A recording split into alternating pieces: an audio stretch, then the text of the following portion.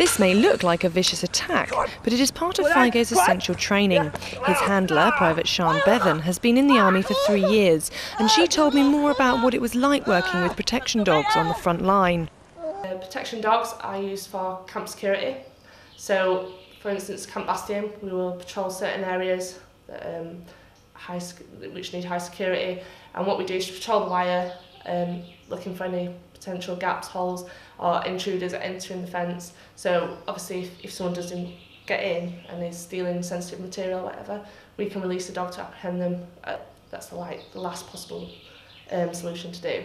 And basically if he tries to injure myself or a colleague or the dog will attack him. What you're doing is very sort of out there. You're out on the front line pretty much. Do you ever feel afraid? I'm not lying to you, the first couple of patrols I went out on, I was absolutely pooing my pants, is that. I was really, really nervous. Do you think you'd have been less scared if you were a guy? No.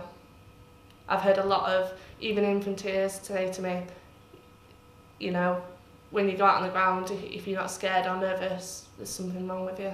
When I went out on the bazaar and doing the patrols, I'm looked on as a foreign body basically, because obviously it's basically men and I was the only female, so I did get a lot of attention, but obviously with my dog there, I felt a lot safer. I used to have children following me, young fighting age males following me, possibly young fighting age males following me, and it just feels you're just so much safer with a dog.